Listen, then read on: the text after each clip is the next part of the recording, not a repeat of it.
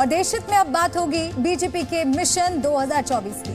BJP की कार्यकारिणी में पीएम मोदी बोले, बॉर्डर से गांव तक लोगों से मिले नेता। प्रधानमंत्री नरेंद्र मोदी ने ये बातें अपने संबोधन में आज कही हैं। समाज के सभी अंगों से रिश्ता जोड़ें, चुनाव के बचे हुए 400 दिन में तैयारी करें, केवल वोट की चिंता ना करें। 18 से 25 साल के युवाओं को अपने साथ जोड़ें, प्रोफेशनल मुस्लिम तक बात पहुंचाएं, राजनीति नहीं समाज की चिंता करें। तो ये तमाम बातें हैं जो प्रधानमंत्री नरेंद्र मोदी ने बीजेपी कार्यकारिणी में कही हैं। एक भारत श्रेष्ठ भारत के लिए काम करें। सबसे महत्वपूर्ण बात प्रधानमंत्री जी ने जो कही वो ये थी कि भारत के जीवन का सर्वोत्तम काल आ रहा है, हम सामने देख रहे हैं। ऐसे समय हम लोग मेहनत में पीछे न रहे, प्रयत्नों की पराकाष्ठा करें, अपने जीवन का क्षण क्षण और अपने शरीर का कण कण हम भारत की इस विकास गाथा में लगाए और भारत के इस सर्वोत्तम काल के साक्षी हम लोग बन सकते हैं। इस प्रकार की एक बहुत महत्वपूर्ण बात उन्होंने कही और साथ साथ ये भी कहा कि इस अमृत काल को कर्तव्य काल में परिवर्तित करें, तभी हम अपने देश को तेजी के साथ आगे ले जा सकते हैं। आदरणीय प्रधानमंत्री जी ने एक प्रकार से ये बताया कि भारतीय जनता पार्टी अब केवल राजनैतिक आंदोलन भर नहीं है, तो उसका रूपांतरण एक सामाजिक आंदोलन में हुआ है, जो समाज के सामाजिक आर्थिक परिवर्तन के लिए काम करने वाला, कार्य करने वाला उपकरण इस रूप से आज कार्य कर रही है और उसी अनुरूप हमारे कार्यकर्ताओं ने भी काम करना चाहिए। तो करीब 1.25 साल का वक्त बचा है आम चुनाव में, लेकिन बीजेपी अभी से ही एक्शन मोड में नजर आ रही है। हमारे देश में अगले वर्ष लोकसभा चुनाव होने वाले हैं। अब आपको बताते हैं कि चुनाव को लेकर बीजेपी क्या तैयारी कर रही है, और सवाल यह है कि नरेंद्र मोदी के मुकाबले विपक्ष के पास कौन है।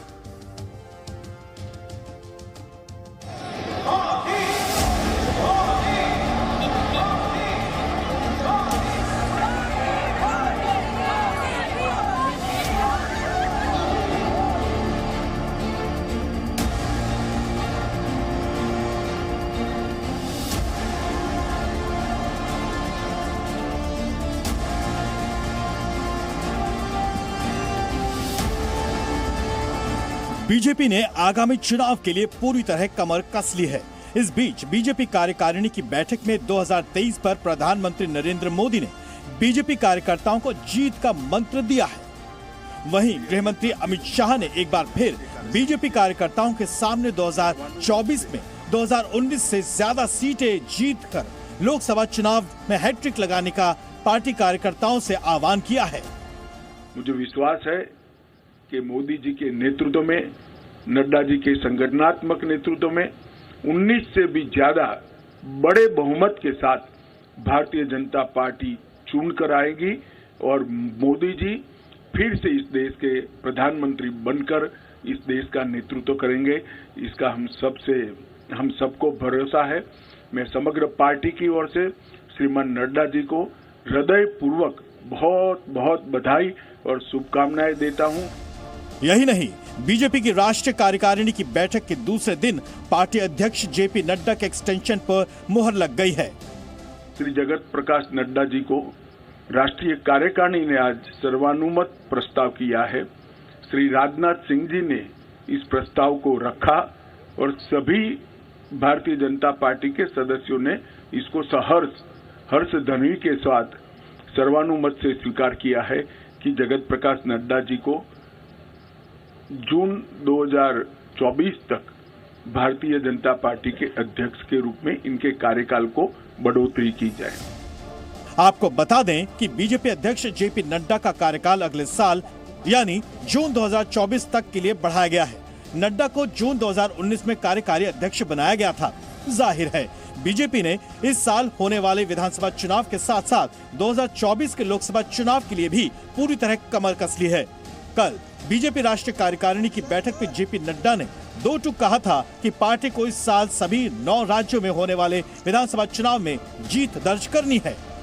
मोदी जी का जो करिश्माई नेतृत्व है, जो लोकप्रियता है, वो लोकप्रियता को मत में परिवर्तित करने में और मत को मतदान मथक तक पहुंचाने में नड्डा जी का नेतृत्व में संगठन का बहुत बड़ा योगदान रहा है।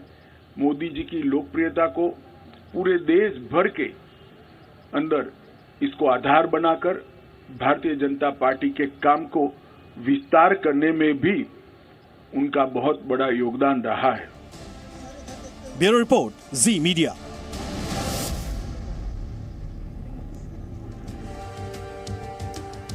और देश हित में बात अब अगली खबर की करेंगे। Most wanted don Dawood Ibrahim के भांजे ने अपने मामा को लेकर बड़ा खुलासा किया है। दाऊद के भांजे ने एनआईए के सामने कबूल किया है कि दाऊद मामा ने दूसरी शादी कर ली है। यही नहीं, दाऊद ने अपना पता ठिकाना भी बदल लिया है। पूरा पाकिस्तान दाऊद को बधाई दे चुका है।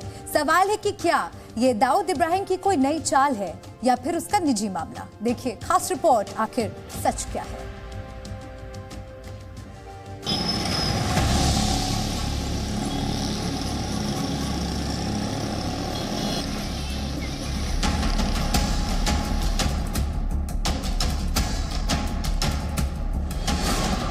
डॉन की दूसरी शादी।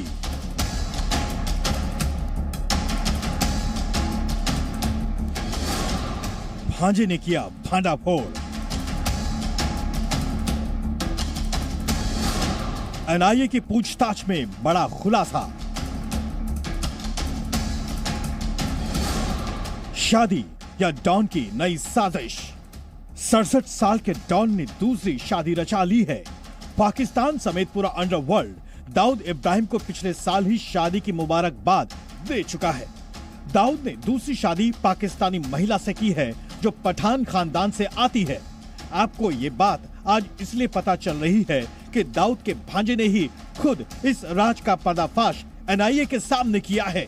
जी हाँ, इंडिया का most wanted underworld don Dawood पर यह चौंकाने वाला ताजा खुलासा हुआ है कि दाऊद ने दूसरा निकाह कर लिया है।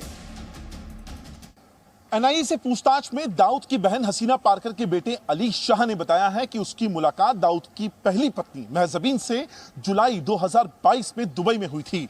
महजबीन ने ही अली शाह को बताया कि दाऊद ने दूसरी शादी कर ली है। हालांकि ये दूसरी महिला पाकिस्तान में ही रहने वाली एक पठानी महिला है। दाऊद अभी तक ये बताने की कोशिश करता रहा है कि उसने महजबीन को तलाक दे दिया है, लेकिन ऐसा बिल्कुल भी नहीं है। महजबीन अभी भी दाऊद की पहली पत्नी है और दूसरी पत्नी पठानी महिला है। अब सवाल उठता है कि क्या दाऊद का ये दूसरा निकाह उसने अपनी खुशी के लिए किया या फिर इसके पीछे भी डॉन का कोई शातिराना दिमाग काम कर रहा है।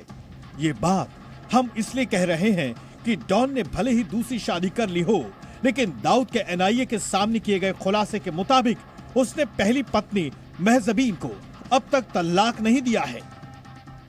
ये अफवाह गलत फैलाई गई थी कि पहली महजबीन से उसने तलाक ले लिया है। कोई तलाक नहीं लिया, ऐसा बड़ा स्पष्ट उसके ही रिश्तेदार ने बताया है। इसलिए टारगेट उसकी फैमिली या उसकी सेकंड वाइफ या उसकी जिसके साथ में उसके अवैध संबंध हैं, ऐसे लोग जो हैं वो एजेंसीज के राडार पे नहीं हैं। सिर्फ एक लिमिटेड उसमें ज़रूर यूज़ हो सकता है और वो है इंटेलिजेंस निकालने का। उससे बियॉन्ड उनका कोई सामरिक महत्व नहीं है।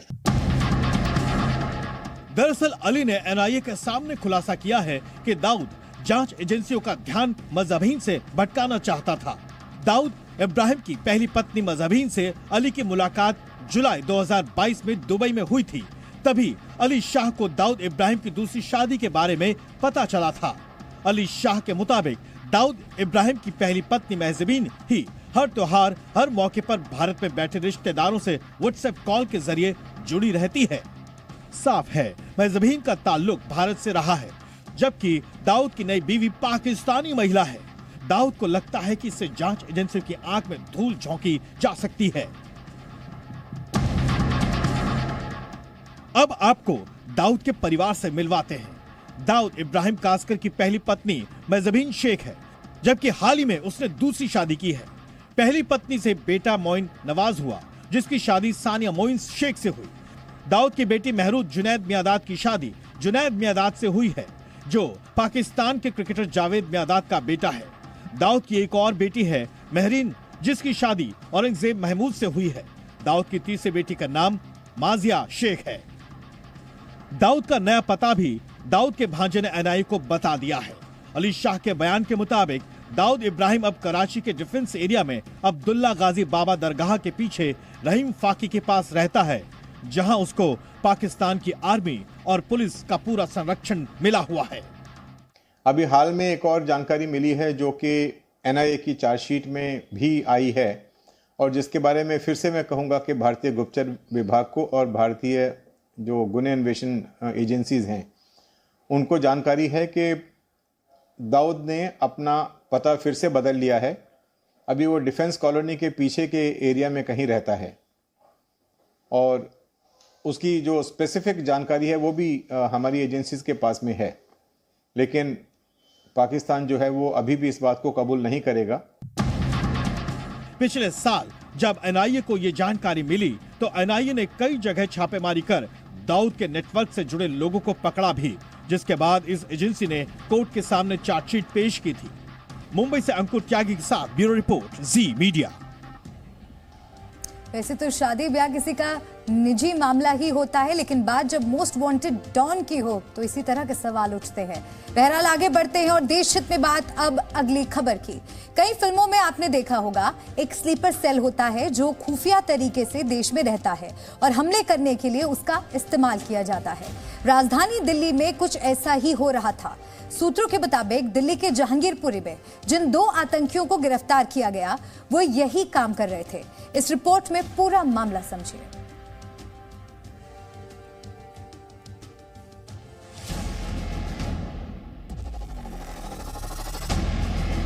जोशी जी हटा।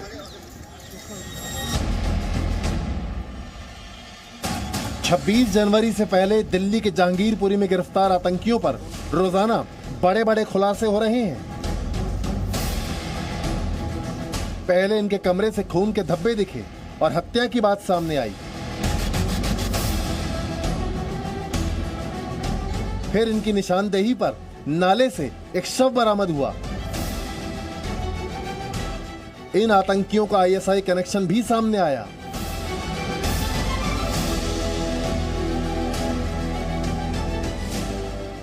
और अब सूत्रों के मुताबिक इनके पूरे नेटवर्क का खुलासा हुआ है। संदिग्ध आतंकी नौशाद और जगजीत सिंह का हैंडलर और कोई नहीं, पाकिस्तान की खुफिया एजेंसी आईएसआई का खास मोहरा हैदर था। आतंकी नौशाद पाकिस्तान में बैठे हैदर से संपर्क में लगातार बना हुआ था। हैदर के इशारे पर ही नौशाद ने पूरी प्लानिंग की थी। नौशाद के साथ जगजीत सिंह भी शामिल था। इन्हें कुछ स्पेशल टास्क दिए गए थे, जिसे पूरा करने के बाद बड़ी रकम देने का वादा किया गया था। अब तक कुल 6 लाख रुपए इन्हें मिल चुके थे। ये रकम कतर से आई थी। पूरी रकम के एक हिस्से के तार बिहार से भी जुड़े रहे हैं। स्पेशल सेल सूत्रों के मुताबिक आतंकियों के आकाओं ने सिग्नल ऐप के जरिए इन्हें निर्देश दिए। फिर गूगल मैप के जरिए बैग की लोकेशन दी गई। ड्रॉप डेड मेथड का इस्तेमाल किया गया। सूत्रों के मुताबिक इनके नेटवर्क में करीब 8 लोग शामिल थे, जिनमें से 4 लोग अभी भी भारत में मौजूद हैं, जिनकी तलाश जारी है। सूत्रों के मुताबिक आतंकियों को उत्तराखंड की एक अनजान लोकेशन पर हथियार मिले थे। इसे ड्रॉप डेड मेथड के जरिए वहां तक पहुंचाया गया था। तो ड्रॉप डेड मेथड है क्या, आइए समझते हैं। दिल्ली के जहांगीरपुरी इलाके से पकड़े गए 2 संदिग्ध आतंकियों से स्पेशल सेल की टीम लगातार पूछताछ कर रही है और पूछताछ में जो खुलासा हुआ है वो निश्चित तौर पर जांच एजेंसियों के लिए किसी चुनौती से कम नहीं है। सूत्रों की माने तो बॉर्डर पार बैठे इनके आका ड्रॉप डेथ मेथड का इस्तेमाल कर रहे हैं, जिसके तहत हथियार मुहैया कराने, हथियार छुपाने और आतंकी गतिविधियों को अंजाम तक पहुंचाने वालों के बीच किसी भी तरह का लिंक नहीं होता है, यानी उनके बीच किसी भी तरह का कोई संपर्क नहीं होता, ना कोई बातचीत होती है। ऐसे में अगर ऑपरेशन के दौरान कोई संदिग्ध सस्पेक्ट पुलिस के हत्थे चढ़ जाता है तो वो दूसरे अपने साथियों के बारे में नहीं बता पाता। यही वजह है कि पुलिस को जो जानकारी मिली है उसके मुताबिक 8 संदिग्ध हो सकते हैं, जिसमें से 2 की गिरफ्तारी हुई है। 4 की तलाश लगातार दिल्ली पुलिस की स्पेशल सेल की टीम कर रही है, लेकिन उनके बारे में कोई ज्यादा जानकारी अब तक नहीं मिल पाई है। ड्रॉप डेड मेथड इसीलिए भी खतरनाक है क्योंकि इसमें शामिल लोग आपकी और हमारी तरह आम लोगों की जैसी जिंदगी जीते हैं। यही वजह है कि इन्हें पहचान पाना बहुत मुश्किल है। फिलहाल दिल्ली पुलिस की पूछताछ जारी है। धीरे धीरे कुछ और जानकारियां सामने आएंगी। दिल्ली से जी मीडिया के लिए राजू राज की रिपोर्ट।